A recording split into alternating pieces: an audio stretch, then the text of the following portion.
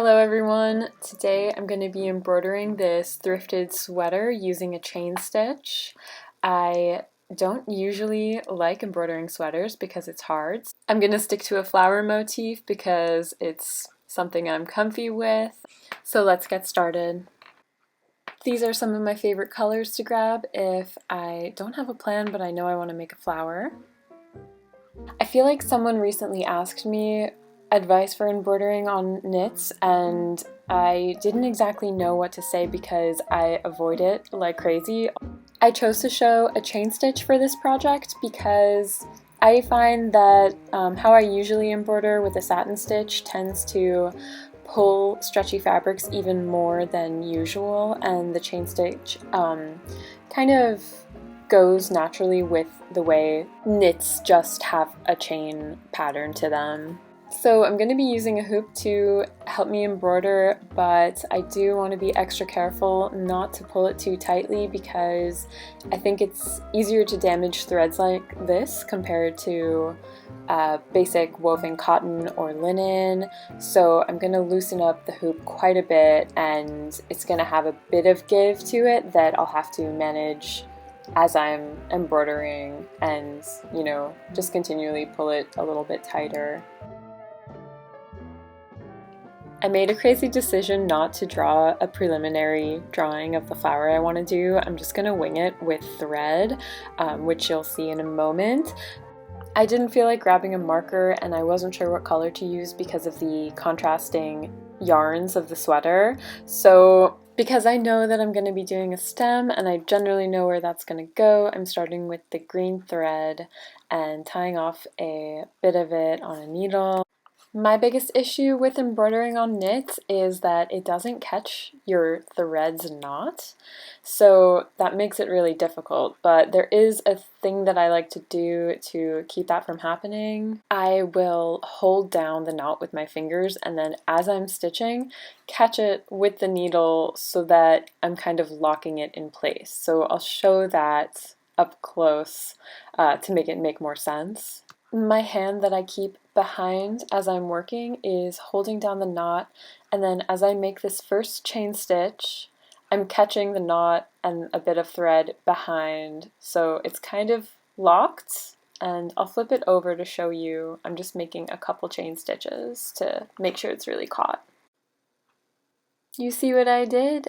I don't know if you can tell, but that knot is very secure and caught between those threads. So now I'm going to just keep chain stitching straight down, making a straight line, and this is going to be the foundation of the stem. The whole idea of the chain stitch is you're making loops that are caught between your initial stitch and the second stitch you do. Besides using a chain stitch for knitwear like sweaters, I will choose it if I'm doing something more graphic that I want like a filled in solid color like a tree, or maybe I've used it for lettering by reducing the amount of threads and then it becomes kind of a delicate lettering. And I've also filled in backgrounds with the chain stitch because I like how it's very uniform and it's very directional.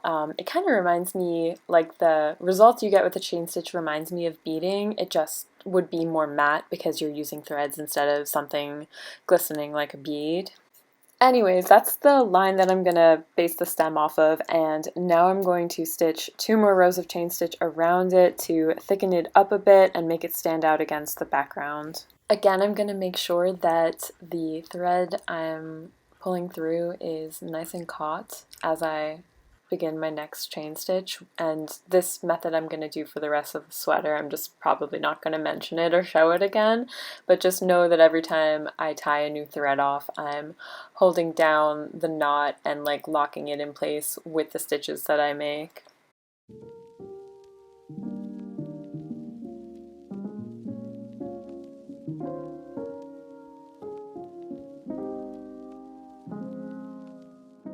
I had to take a quick break from working on this video to basically do a ton of holiday stuff, and Uzi decided that it was his bed. So coming back to it about a week later, I had to reset up everything and figure out where I left off. I made one more line of chain stitch next to the first two to thicken up the stem. The footage I got was very bad quality, so I'm going to speed through this part, and then once this stem is done, I'm going to start on the flower. I'm using the same shade of green as the stem to make a circle in the center. I'm still doing chain stitches, I'm just kind of stitching them next to each other so that they look like a circle.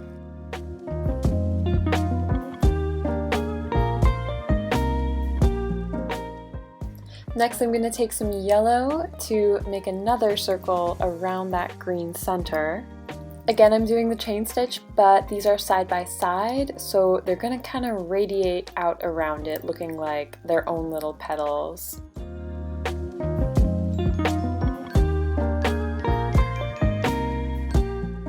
I decided on this shade of pink for the flower, and I think it's going to have accents of red stripes inside it. I'm just going to do a basic 5-petal flower, and I'm going to wing it with the shapes and see what happens.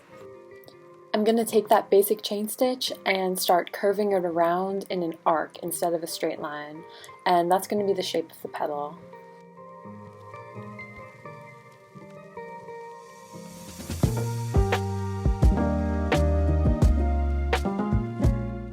Now that there's an outline of the flower, I'm going to start filling it in with more chain stitches. I'm just doing straight lines radiating out from the center of the flower to the outside of the petal, or to the edge of the petal, I mean.